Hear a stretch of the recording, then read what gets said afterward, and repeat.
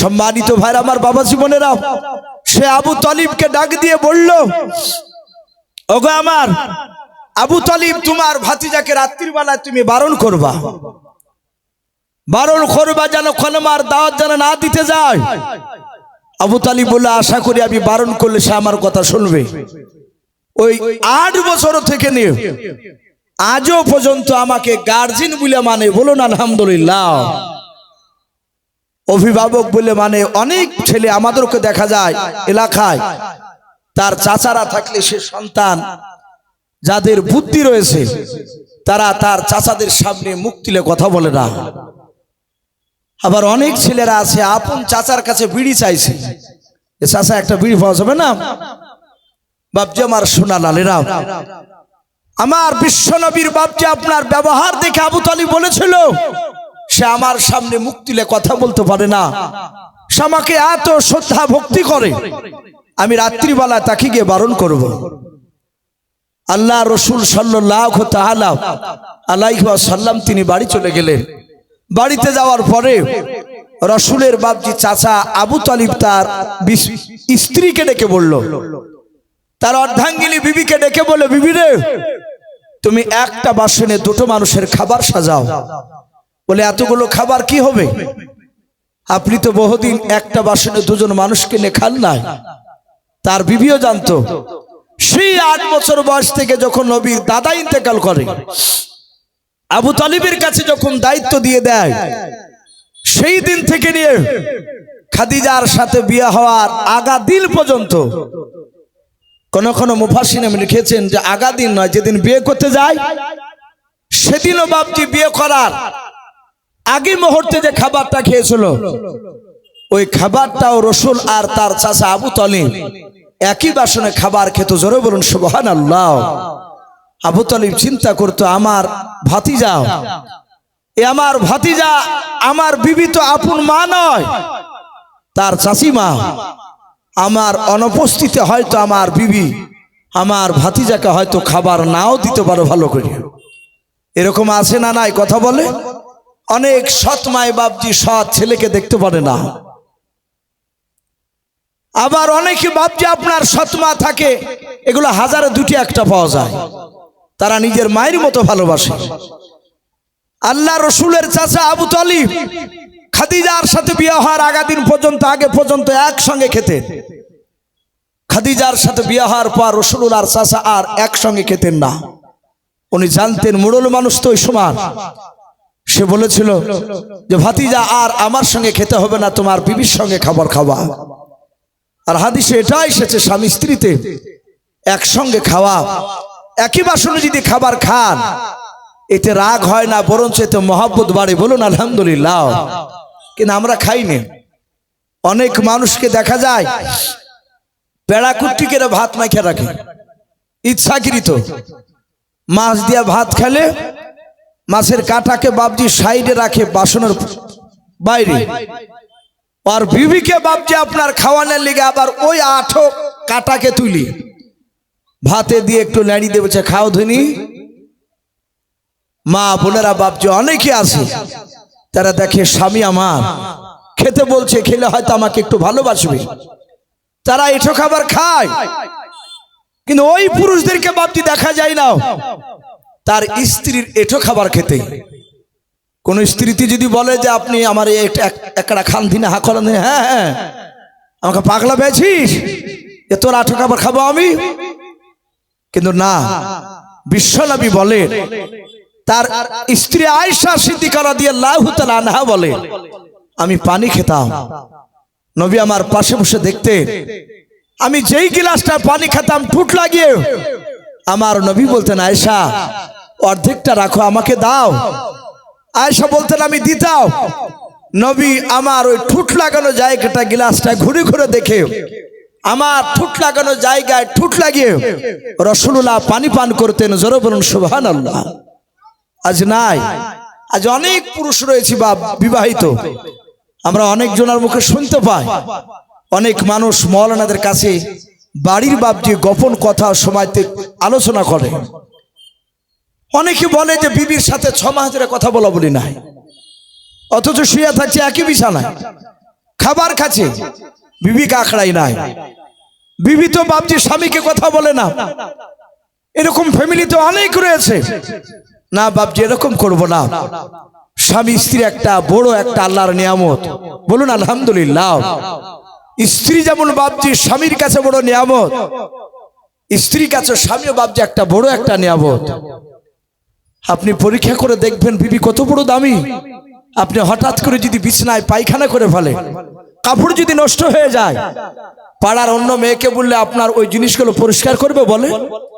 অথচ আপনার বিবি আপনাকে বলা লাগবে না, সে নোংরা জিনিসগুলোকে নিজ হাত দিয়ে পরিষ্কার করবে।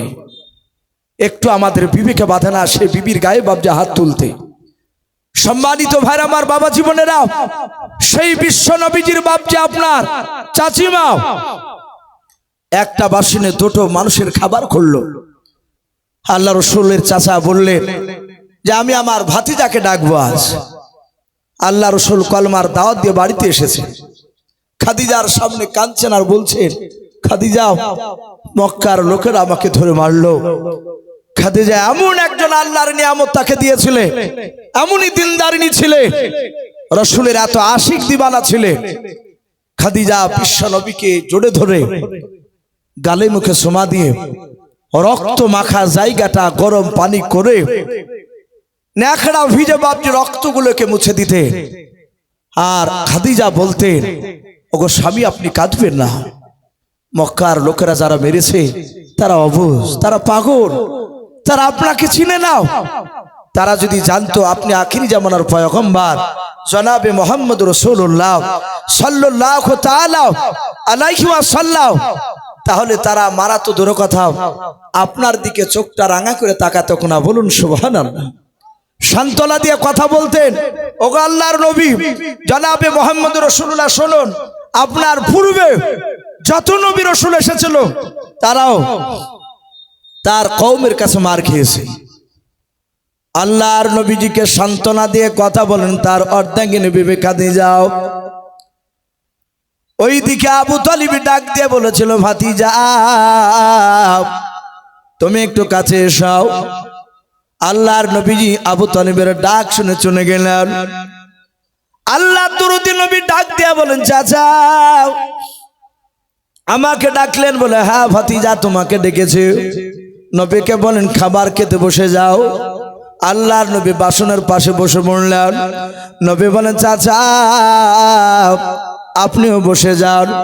আল্লাহর নবী দরদি নবী জনাবে মুহাম্মদ রাসূলুল্লাহ সাল্লাল্লাহু তাআলা আলাইহি ওয়াসাল্লামের কথা শুনে আবু তালিব বসে পড়ল। আল্লাহ রাসূলের চাচা আবু তালিব ডাক দিয়ে বলেছিল, ও ভাতিজা খাবার তুমি খেতে শুরু করে দাও। আবু তালিব মনে মনে চিন্তা করলাম, আমি যদি মক্কার আবু জেহেলের কথাগুলো বলবো, কিন্তু খাবার খাওয়ার আগে যদি আমি কথাগুলো যদি বলে দিই, আমার ভাতিজা আঘাত পেয়ে হয়তো আর খাবার খাবে না। আর আমার ভাতিজা খাবার না খেলে আমি তার চাচা সারা রাত থাকতে পারবো না। বলুন সুবহানাল্লাহ। আল্লাহ রসুলকে ডাক দিয়ে বলেছিল, ভাতিজা খাবার খেতে তুমি শুরু করে দাও। দরদে নবী রাহমাতুল লিল আলামিন নবী আমার হাত ওখানে এইভাবে জোর করে বলেন, চাচা আপনি তো ভালো জানেন আমার দাদা আব্দুল মুত্তালিব ইন্তেকাল করার পর থেকে নিয়ে ওই 8 বছর থেকে নিয়ে 25 বছর পর্যন্ত নবী গো চাচা, ও চাচা আমি আপনার ভাতিজা, আপনার সাথে খাবার খেতে গেলে শুনেন, আর আপনি আগে খাবার না খেলে আমি আগে খাবার খেতাম না। বলুন সুবহানাল্লাহ। আল্লাহর নবী বলেন, চাচা আপনি আগে খাবার খান তাহলে আমি খাবো। আবু তালিব বাবা নবীজির এই দৃশ্যখানা মহব্বতের কথা দেখে শুনেও আবু তালিব আর ধৈর্যের বাঁধ ধরে রাখতে পারলেন না। দুই চোখ দিয়ে ঝরঝর করে পানি ঝরতে লাগলো। আল্লাহ রসুলকে বাপ যে বুকের সাথে আবু তালিব জড়ে ধরলাম, জড়ে ধরে কপালে চুমা দিয়ে বলেছিল, ভাতিজা তুমি এত ভালোবাসো আমাকে? বলে হ্যাঁ নবী, আপনাকে সারা পৃথিবীর চেয়ে বেশি ভালোবাসি। ও চাচা, আমার আব্বার চেয়ে আপনাকে ভালোবাসি। আল্লাহর নবী দরদি নবী আমার ডাক দিয়ে বলেন, চাচা আপনি কেন এভাবে কান্না করেছেন বলুন? আবু তালিব বলেছিল, ভাতিজা শুনে না, ও ভাতিজা, ও ভাতিজা শুনে না, দিনের বেলায় কি বললাম, মক্কা নগরের সাথে কি তোমার আবু জেহেল উতবা সাইবাদের সাথে কি দেখা হয়েছিল? বেঈমান আবু জেহেলের সাথে কি দেখা হয়েছিল তোমার? বলো। আল্লাহ রসুল বলেন, চাচা দেখা শুধু হয়েছিল তা নয়, দেখা হওয়ার সাথে সাথে তারাও আমার কলার খানা ধরে গলায় ধাক্কা দিয়াও আমাকে ফেলে দিয়েছিল। চাচা গো, এই দেখেন কপালটা আমার একটু ফেটে গিয়েছে। আল্লাহর দরদির নবীর চাচা আবু তালিব বাপজি চিন্তা নয়, ডাক দিয়ে বলল, বাবা তোমাকে মেরেছে বলে? হ্যাঁ। আবু তালিব ফাটা জায়গায় বাপজি চুমা দিয়ে দিলেন। বিশ্ব নবী বলেন, গো ভাতিজা শোনে না, তোমার আমি হাত ওখানা ধরে বলি বাবা, তোমার পা দোখানা ধরে বলি বাবা, তুমি আগামী কাল থেকে জানার কলমার দাওয়াত দেবা না। ওরে ভাতিজা, আমি উতবা সাইবা আবু সুফিয়ান আবু জেহেল ওদের চাউনি দেখেছি, ওদের ভালো নাই, ওরা তোমাকে মারবে রে বাবা। আমাকে আজকে দিনের বেলায় মক্কা নগরী তারা সাবধান করে দিয়েছে বাবা, তাই আমি তোমার গার্জিয়ান হিসাবে, অভিভাবক হিসাবে তোমার পা দোকানা ধরে বলি বাবা, আগামী কাল থেকে কলমার দাওয়াতে বানাও। যদি কলমার দাওয়াত দেওয়া যদি বন্ধ করে দাও, ও ভাতে যাও, মক্কার লোকেরা বেঈমানের আবু জেহেলের দলেরাও তারা তোমাকে 3টা পুরস্কার দেবে। আল্লাহর নবী বলেন, চাচা কি পুরস্কার দিবে বলেন? আল্লাহ রসুলের চাচা আবু তালিব বলেছিল, ভাতে যাও, প্রথম নাম্বার পুরস্কার দেবে, গোটা মক্কা নগরের মধ্যে তোমাকে উচ্চ সম্মানে অধিকারী করবে। 2 নাম্বার ভাতিজা শুনে না, উপহার দিবে তোমাকে আবু জেহেলের লোকেরাও গোটা আরবির মধ্যে সবচেয়ে শুনে নাও, হিষ্টপিষ্ট ওর 200টা দান করবে। 3 নাম্বার মক্কা নগরের সবচেয়ে বড় খাজুরের বাগানটাও ও ভাতিজা তোমাকে দিয়ে দেওয়া হবে। বাবা রে, এই 3টা জিনিস যদি তুমি পেয়ে যাও রে বাবা, আর তোমাকে দুনিয়াতে কিছু করা লাগবে না, চিন্তা করা লাগবে না। আল্লাহ রাসূল বলেন, ওগো চাচা আর কিছু দিতে চেয়েছে বলে নাও, এই 3টা জিনিস তোমাকে উপহার দিতে চেয়েছে। আল্লাহর দরদি নবী জনাবে মুহাম্মদ রাসূলুল্লাহ সাল্লাল্লাহু তাআলা আলাইহি ওয়াসাল্লাম বলেন, ওগো চাচা মক্কার লোকেরা ওই 3টা পুরস্কারের সাথে হাতে, ওগো চাচা গোটা পৃথিবীর ধন সম্পদ সব যদি আমাকে নিয়ে এসে দিয়ে দেয়, ওগো চাচা শুনে নেন, শুধু ধন সম্পদ নয়, ও চাচা পৃথিবীর ধন সম্পদের সাথে হাতে চাচা শুনে নাও, আসমান থেকে যদি সূর্য পেড়ে নিয়ে আসে আপনার ভাতিজা মুহাম্মদ সাল্লাল্লাহু আলাইহি ওয়াসাল্লামের ডান হাতে যদি নিয়ে দেয়, ও আল্লাহর নবীর চাচা শুনে নাও, আপনার ভাতিজার বাম হাতে শুনে নাও, আসমান থেকে 7 পিঁড়ি নিয়ে এসে যদি আমার বাম হাতে দিয়ে দেয়, খোদার কসম করে বলি কলমার দাওয়াত দেওয়া আমি বন্ধ করব না। জোরে বলুন সুবহানাল্লাহ। আবু তালিব বলেছিল, শোনার পর নবী বলেন, এই চাচা আসমানের চাঁদ সূর্য পেড়ে নিয়ে এসে দিল, কলমার দাওয়াত বন্ধ করব না। আবু তালিবের চোখ দুটো বাপজি কুখের মতো লাল হয়ে গেল, ও বারণ করছে আর শুনবে না। আবু তালিব চিৎকার করে বলেছিল, এই ভাতিজা আমিও লাত উজ্জার কসম করে বলি। সে সময় আবু তালিব তো আল্লাহ রসুলকে মানে নাই, আল্লাহর উপর ঈমান সে আনেনি। মক্কার বেঈমানেরা তারা সবচেয়ে বাপজি বড় দেবতা লাত উজ্জাকে মানত, আর একটা হাবল বলে একটা দেবতাকে। তা আবু তালিব ডাক দিয়ে বলল, তুমি কলমার দাওয়াত দেওয়া ছাড়বে না? বলে না। বলাই ভাতিজা আমিও লাত উজ্জার কসম করে বলি, শুনে নাও, আমার কণ্ঠে জান থাকা পর্যন্ত তোমার শরীরে একটা ফুলের ছিটকে ফেলতে দিব না। জোরে বলুন সুবহানাল্লাহ। ভাবতে পারেন এই কথাটা কত বড় দামি। রসুলের চাচা রসুলকে এত ভালোবেসেছিলেন, এই এত ভালোবাসার পরেও এই লোকটা বিশ্ব নবী জনাবে মুহাম্মদ রাসূলুল্লাহ সাল্লাল্লাহু তাআলা আলাইহিস সাল্লামের কথাকে বাপজি সে সুন্নাতকে মানে না, এমনি ভালোবেসে চলো। আমি আপনাদেরকে বলবো রাসূলকে বাপজি শুধু অপর ভালোবাসলে জান্নাত পাওয়া সম্ভব নয়। ও বাপজি ভাইরা, আল্লাহ রসুলের যদি ইন্তেকাল নয়, নবীর চাচা আবু তালিব যদি ইন্তেকাল যেদিন করে, একটু জিকির পড়ি ভাই, লা ইলাহা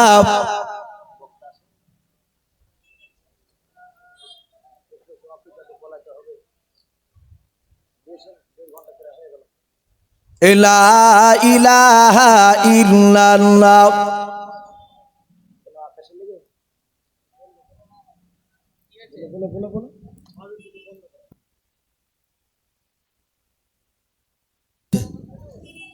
ভাই আমরা আল্লাহর কাছে দোয়া করি, আল্লাহ রাব্বুল আলামিন আমাদেরকে বিপদ থেকে হেফাজত করুন, বলুন আল্লাহুম্মা আমিন।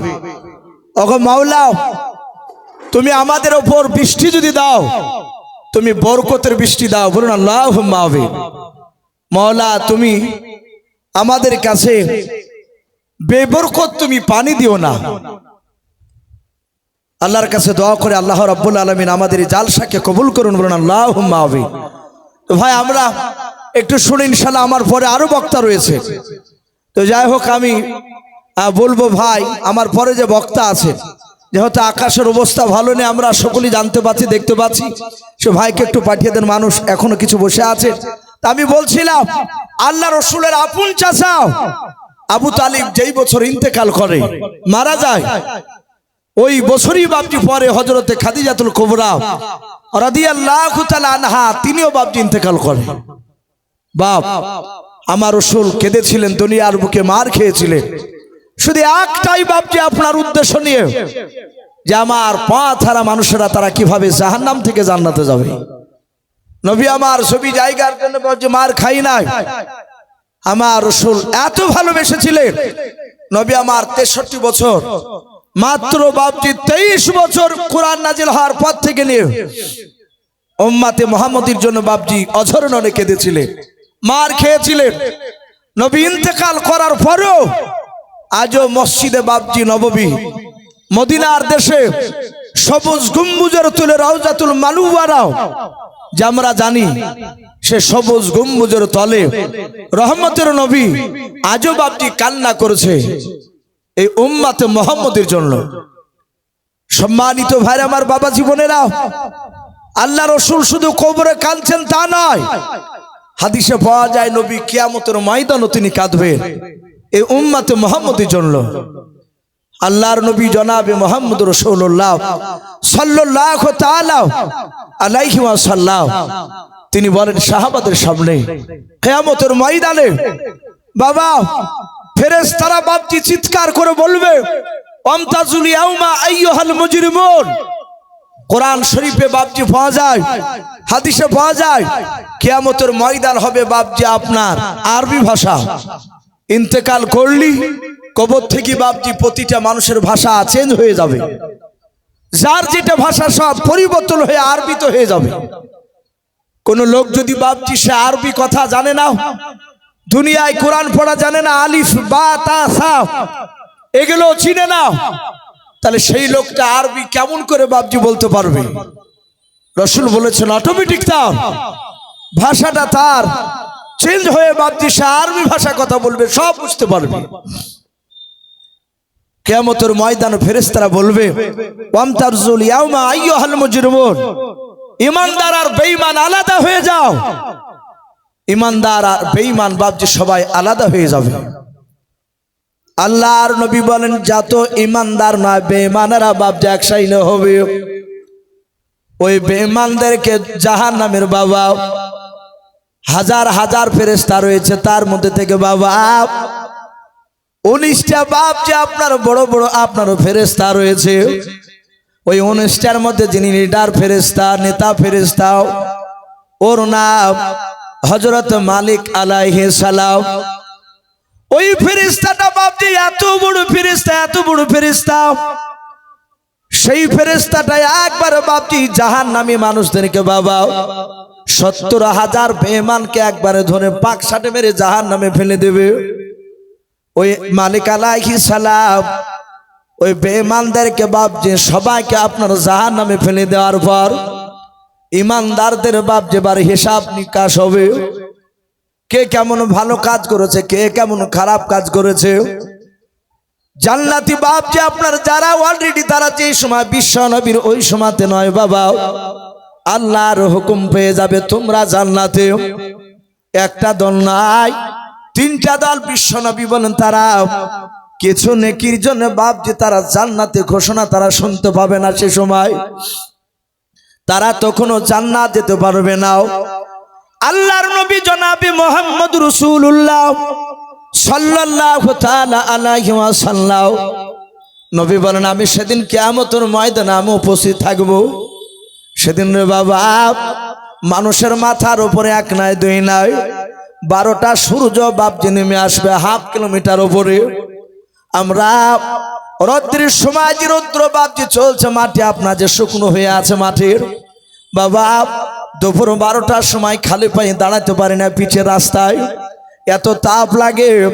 অথচ বাপজি আমাদের মাথা থেকে কয়েক হাজার বাপ যে আপনার কোটি কোটি গুণ বাপ যে আপনার সূর্য উপরে আছে। ওই সূর্যের তাপ বাপ যে সূর্য করতে পারি নাই। আল্লাহর নবী জনাবে মুহাম্মদ রাসূলুল্লাহ সাল্লাল্লাহু তাআলা আলাইহি ওয়াসাল্লাম বলেন কিয়ামতের ময়দানে বাবা 12টা সূর্য হবে। পৃথিবীর সূর্যের তাপের চেয়ে বাবা 70,000 গুণ তাপ এক একটা সূর্যের বেশি হবে। জোরে বলুন আলহামদুলিল্লাহ। আল্লাহ রাব্বুল আলামিনের বাপ যে আপনার ওই সময় ওই জাহান্নামীরা বাপ যে তারা জাহান্নামের আগুন দেখে তারা ভয়ে থরথর করে কাঁপে।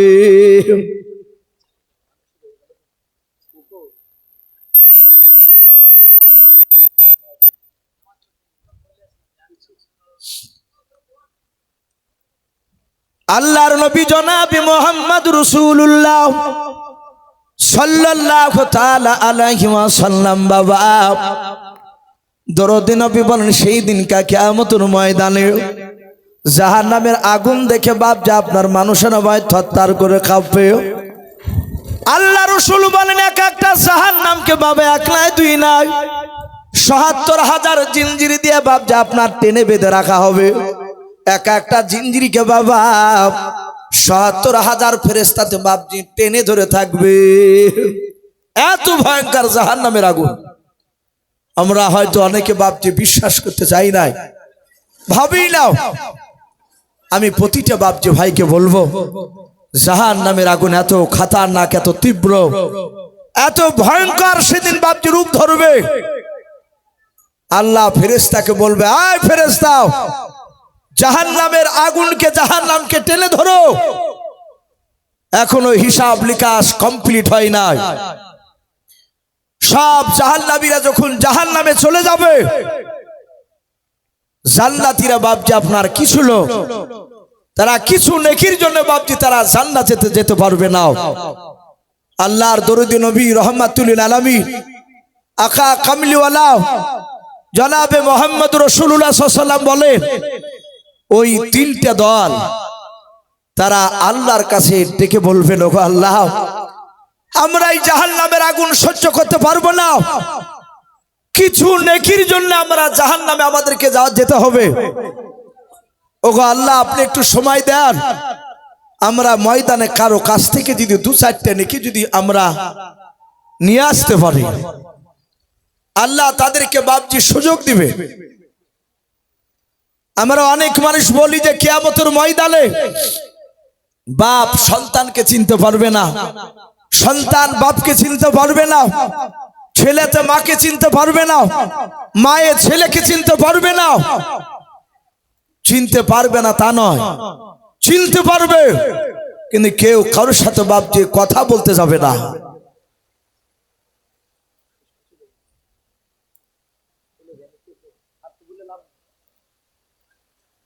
বাপজি যাক বৃষ্টি চলে আসলো, আমি প্রতিটা বাপজি ভাইদেরকে বলবো ভাই আমরা ইনশাল্লাহ হয়তো আল্লাহ যদি আমাদের এই জালসাকে কবুল করে, যদি লেখা থাকে যে না বৃষ্টির পরে আবার জালসা হবে ইনশাল্লাহ পানি থেমে গেলে, তাহলে ইনশাল্লাহ আমরা যে যেখানেই থাকি না কেন আবার ছুটে এসে বাপজি প্যান্ডেল এসে বসে যাব।